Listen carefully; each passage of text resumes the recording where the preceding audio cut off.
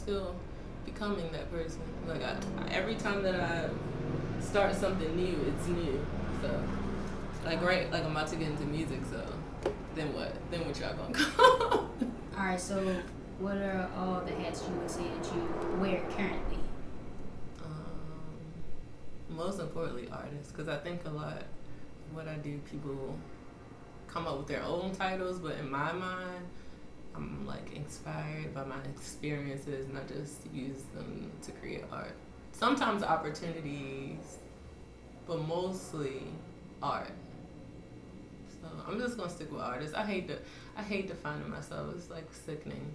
Okay. All right. Well, I know two hats that you wear: singer and poet. Between those two, which one do you think come easier? Poetry, because it's not even. I do have a way with words, but they really, all of the stuff I write about really be happening in my life and other people's lives was a form of expression. Yeah, so I definitely gonna say poetry, music, and this morning even singing because I've also been like flowetry. I'm not gonna call it like rapping because that's kind of corny, but it's been like poetry, singing kind of vibes going on. So I don't know. I gotta spend more time with that to determine if I like it. I don't know if I like it. I just can't do it. Okay. Out of all the pieces of art you created, whether it's like in any medium, which would you consider to be your favorite piece thus far? A lot of my photo shoots I kind of creatively design, believe it or not, and that's my favorite thing to do because you don't always have words to explain what's going on. And during that summer, I was very conflicted with the relationships I was maintaining, and like I just had this idea of just like writing it all out and like setting that shit on fire, and that's exactly what I did. For you, what do you think your, I would say, consider like your artist name, Cierra Lione, means or embody? A nation. Point blank period. Okay.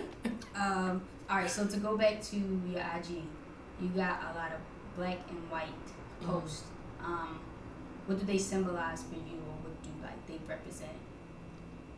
Being a Gemini, I always feel like I'm in between the knowing and the unknowing, the right and the wrong, the black and the white, and I feel in the silver lining. So like, I don't know, that understanding has just helped me like be more patient with myself. I don't have a lot of patience with other people. I'm gonna be honest because I'm worrying about myself. I feel like you should do that for a real strong, consistent time under any means necessary. But the idea that everything is in black and white because it's just like everything's plain and simple. If that, you ever heard that phrase? Yeah. No, I mean that's how I think about the world. It's like, it's plain and simple. It's either this or that. Like, are these people racist? They're racist. Like, you can feel it, you can see it, you can hear it, you can taste it, you can like all of those things. So, come on, guys, it's not always about you. So that concept came from that, and then I realized how many other artists, I don't know what their narrative is behind that, but that's mine. Like, I've just always, it's no such thing as good and bad. It's literally you get what you receive. Okay. You hold a bunch of different events that I have seen. Which event is the most fun for you, and which event gets you in like the most vulnerable state? So I had this event called Conversations that I started. Girl, I need to have an interview about my entanglements, okay? That I started in a very traumatizing space, so it always held me at a place to be really vulnerable because that's what the intentions was. It was for us to come together and talk, and that's what we did. But I just recently did a sleepover called Rest here.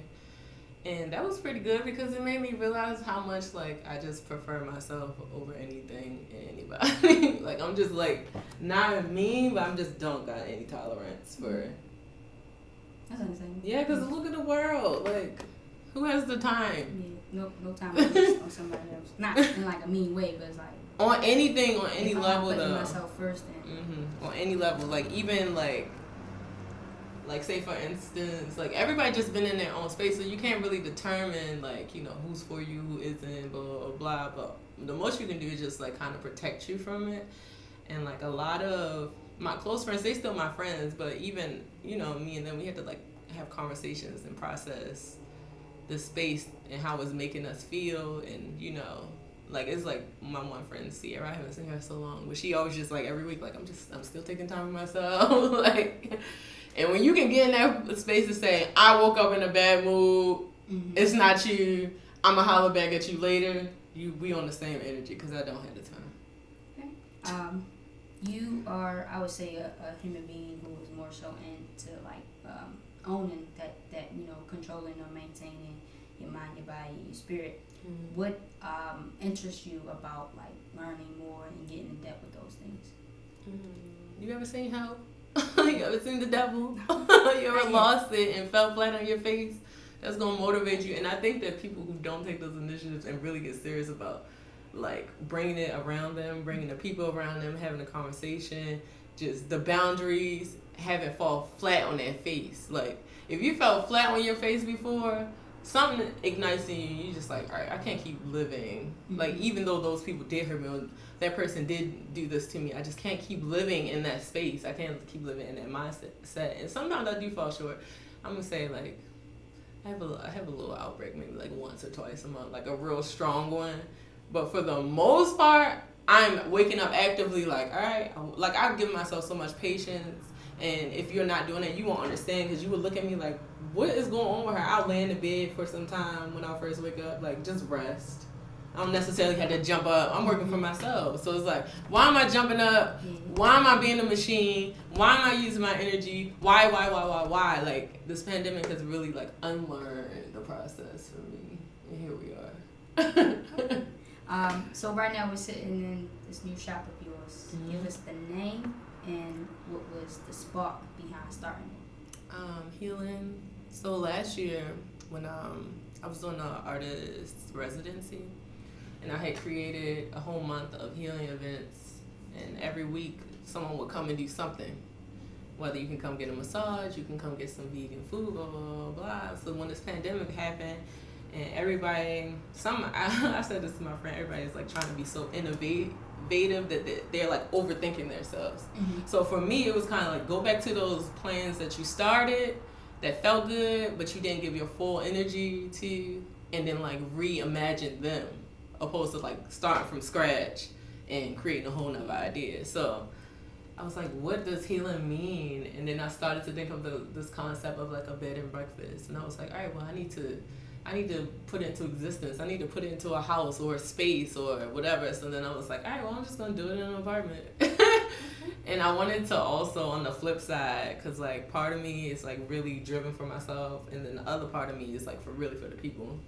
And I wanted to like give a space where other women who may have been impacted can sell their stuff. I can deliver it for them. They can have their people come pick it up, because they was living all on the outskirts of the city. So yeah. So what are some of the brands you I have, let me look around because so many. I have Janae's Closet. She makes crochet hats and earrings. She's really, really good. I have Holistic Queen, Mother Queen. I don't know if you know her. She's like a real live herbalist, so she always has people come here and get her medicines. I have her blends. I have Reiki candles. I have hair gel. I have like everything that a black woman needs, because it's like I want to help other people, but most importantly, I'm gonna help the black woman first. No shade, sorry. What good faces have blessed this space thus far? Everybody that comes in you. Okay. But honestly, I intentionally have been inviting people I don't normally like fellowship with, because I'm trying to expand my territory, and like I just want to feel like a good person. I'm always saying it to people, like it's not even about you. It's just like I want to personally feel good. I don't got time for anything that doesn't make me feel good. So I just lost I say that to say I lost the idea to think of like, this person's my friend. Didn't know. I've just been inviting whoever, you know, feels connected to me, or like I come by and making more conversation, because I meet so many women and be like, I saw this, and I'm like, oh, do you have a car? And just leave it at that. Like, no, can you come past Healing? Can you stop past my shop? What do you sell? What do you need? Like, that's dope. Yeah. Y'all gotta check in with black people, black women. What do y'all need? What are you doing for fun once you're done with like the hard work, or like once you take a break from the hard work? I'm actually in a resting phase right now. That was my sleepover. It was just called Rest, a therapeutic slumber. So I know that I'm going to, because I'm getting more and more, not persistent, what's the word? I'm getting more and more like confrontational towards the things I know I need to change, or that makes me feel comfortable. Not in an aggressive way, but I'm just not, I gotta repeat how I'm just not playing anymore, because I lost so much of my life, and here I am about to be 30 years next year, and I'm like just making friends and just starting my own business, just. And now I'm at a stage that's like anything and everything that's in the way is out the way. And after I introduce this idea and I get it flowing a little more, I'm going to probably just like chill, work on some music. I don't know where I can go, because it's just, I hate to say, I'm so unimpressed with like, with America, if that makes sense. I think so I never have fantasies of like, I do like traveling, but I never have fantasies of just like, I need to go and like, you know, have fun. I'm just more so like, as long as I got my peace of mind, I'm fine. I don't really need to go nowhere. I don't really need to do much. I like going places, but I don't have anything where I'm like, I have to do it. I have to do this to get fun. Like, I am the fun. Like, okay. I agree with that. If a person was to win a day with you, what could they expect, or what would be like on the agenda? They can expect me talking too much, because I definitely have a lot of words. Drinking some tea, smoking hella weed, because I smoke weed. I'm an advocate. Y'all not gonna have me out here piping any medicines to maintain control, nothing. I don't trust America. I don't trust Johnson Johnson. None of that shit. So probably drinking some tea and just laughing. Like, I'm like so lighthearted that sometimes I think that doesn't make sense to people. Cause like I feel so serious. I talk about serious things. I'm handling serious issues, but for the most part, like, I think it's just because like everybody in America feel like you gotta be like serious about every damn thing. But it's like, bro, if you're serious all the time, you're never gonna have that space to enjoy like just simply being alive. And then you're gonna live a life of pessimism and worrying, because you don't, all you know how to do is be perfect at working. You need to chill out. Mm-hmm. Take your chill. It's not that serious. This world's not even here, so. Apparently we don't got it right, but that's all I have for you.